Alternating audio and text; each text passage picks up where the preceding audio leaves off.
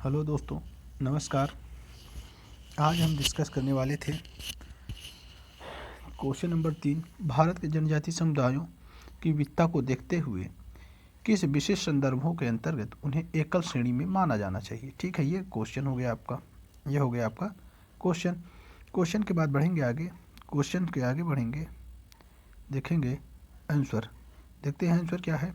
ठीक है, भारत में जनजातीय समुदाय एक विविध समूह है जिसमें भाषा, संस्कृति और परंपराओं के मामले में महत्वपूर्ण अंतर है। इनमें पितृसत्तात्मक से लेकर मातृसत्तात्मक, एक पत्नी से लेकर बहुपत्नी, प्रकृति पूजक से लेकर बहुदेववादी आदि जनजातीय समुदाय शामिल हैं।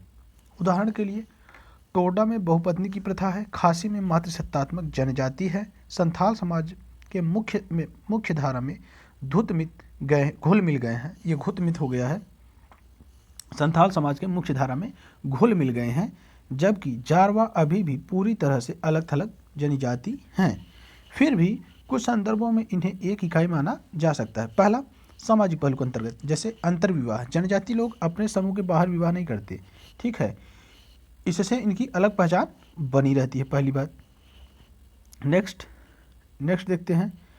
नेक्स्ट है विशिष्ट पहचान। उनमें से अधिकांश एक समान भाषा, समुदाय, ठीक है, समुदाय का नाम, क्षेत्र आदि है जो उन्हें एक दूसरे से क्या करता है, अलग करता है। तीसरा है स्थानीय अलगाव। वे मुख्य धारा की आबादी से दूर खुशी में से रहते हैं। आगे सामाजिक पहलू के बाद हम आर्थिक पहलू की बात कर लेते हैं। आत्मनिर्भर जनजातियां अधिकतर आत्मनिर्भर होती हैं।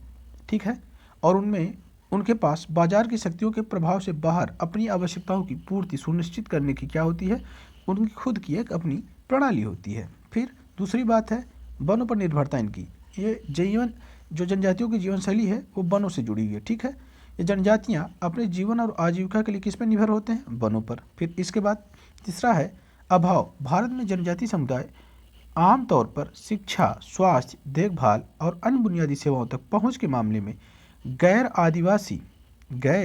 आदिवासी आबादी की तुलना में क्या है, वंचित है। ठीक है, चलिए नेक्स्ट राजनीतिक पहलू देख लेते हैं। विशिष्ट राजनीतिक संगठन इनका। मुख्य धारा के कानूनों और कार्यकारी अधिकारियों के बजाय जनजातियों के पास एक विशिष्ट संगठित राजनीतिक प्राधिकरण है जो उनके हितों और कल्याण की मांग करता है। नेक्स्ट समतावादी मूल्य। अधिकांश आदिवासियों में कोई जाति या वर्ग भेद नहीं है। समाज में स्त्रीकरण अधिकतर उम्र या लिंग पर आधारित होता है। ठीक है, फिर देखिए संस्कृति। एक ही पूर्वज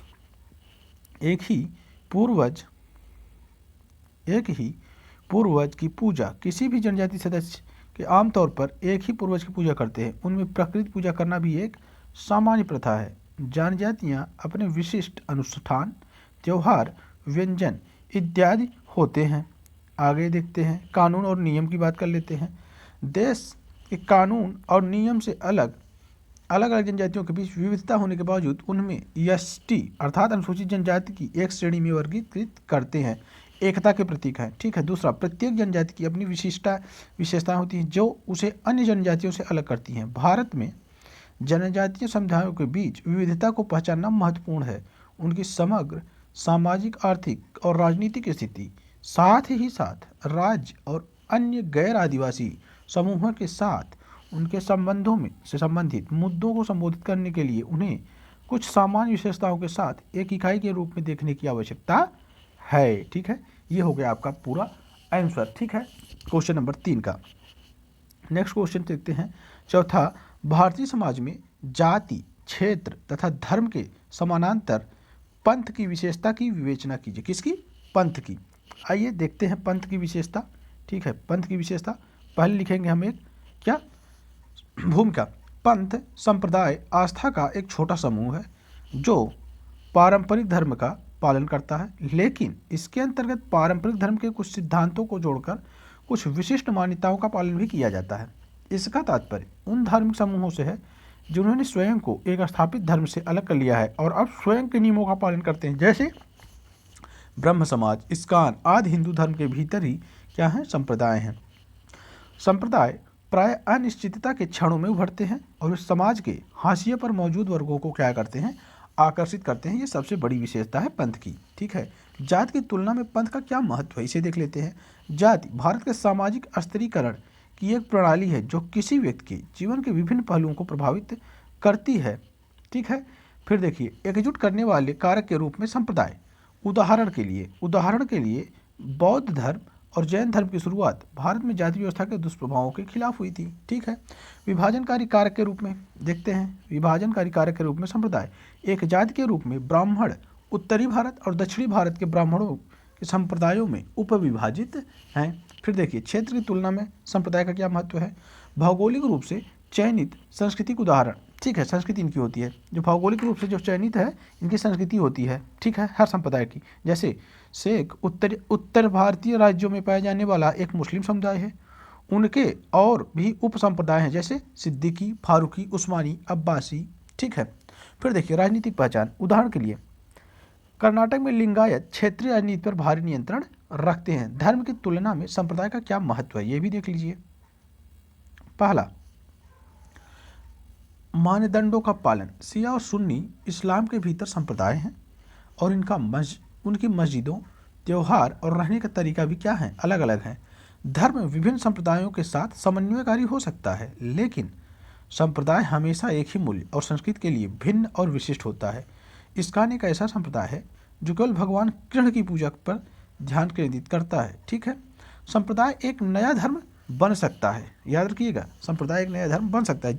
इसके लिए उदाहरण सबसे बड़ा बौद्ध धर्म और जैन धर्म। हिंदू धर्म के भीतर संप्रदाय के रूप में शुरू हुए, लेकिन धीरे धीरे अलग धर्म स्थापित हो गए हैं। ठीक है, चलिए अब नेक्स्ट, बहुत अधिक संप्रदायवाद से समाज के भीतर विखंडन बढ़ सकता है, जो समाज के विकास और राष्ट्रीय एकता के लिए हानिकारक हो सकता है। अतः इसे नियंत्रित किया जाना चाहिए। भारत विविधताओं का देश है। संप्रदाय एक माध्यम है जिसके द्वारा एक धर्म की बड़ी छतरी के भीतर स्थानीय आवश्यकताओं और आकांक्षाओं को ध्यान में रखते हुए विविधता को समृद्ध किया जाता है।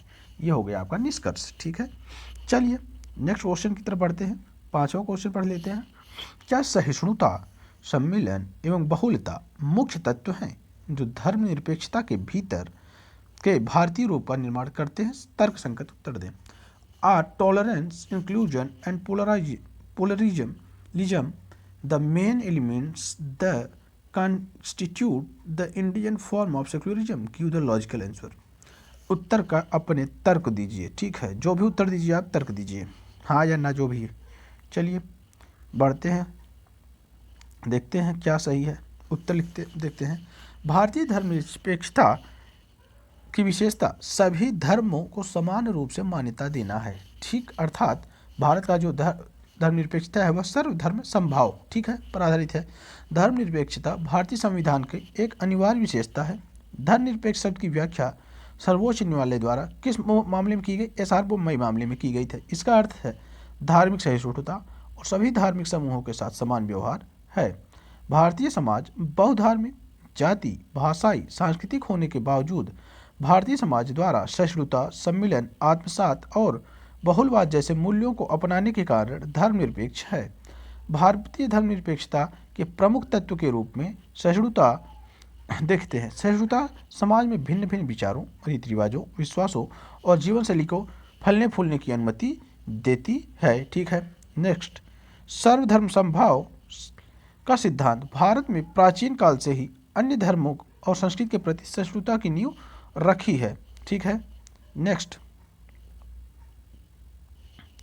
वसुधैव कुटुंबकम महाउपनिषद एक हिंदू धार्मिक ग्रंथ है में एक वाक्यांश है जिसका अर्थ विश्व एक परिवार है। ठीक है, नेक्स्ट, भारत सहिष्णुता का जीता जागता उदाहरण रहा है। बौद्ध धर्म, जैन धर्म, सिख धर्म ऐसे धर्म है जिनका उदय भारत में हुआ।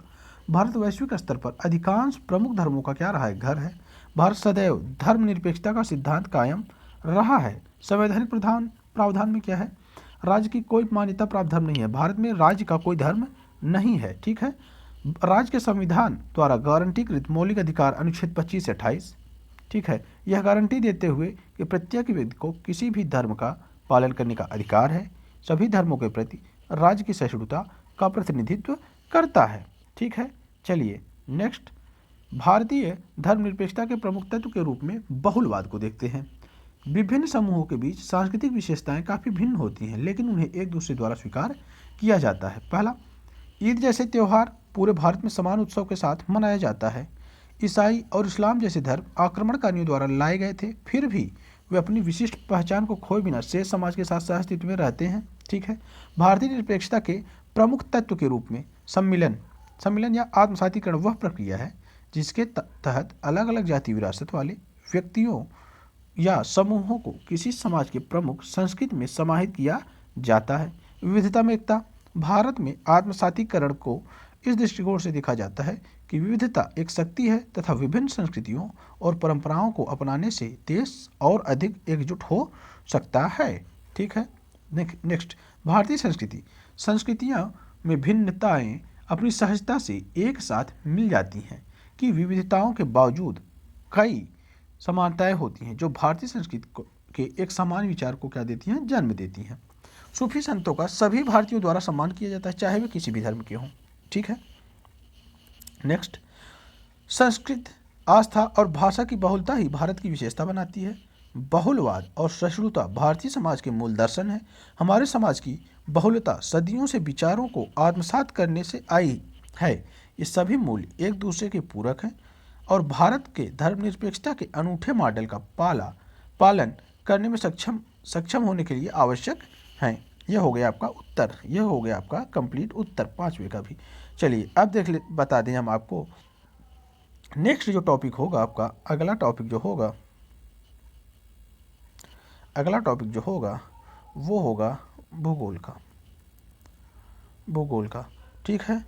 भूगोल आपका किस में है, तो जीएस फर्स्ट में आता है, जीएस फर्स्ट पेपर में। तो आप लोग भूगोल रिवीजन कर लेंगे, भूगोल का आप लोग रिवीजन करके आएंगे, फिर हम आगे बात कर लेंगे। ठीक है, आगे बात हम कर लेंगे। ठीक है। तो आप लोग क्या करेंगे, कल आप लोग एक काम करके आएंगे, भारत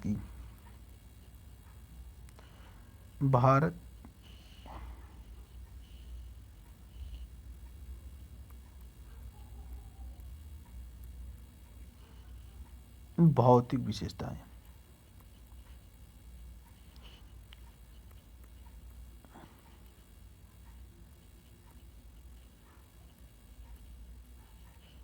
ठीक है, ये देख के आएंगे, ये आप देख के आएंगे। ठीक है, जो भी है, जैसे पहाड़, पठार। ठीक है, पठार,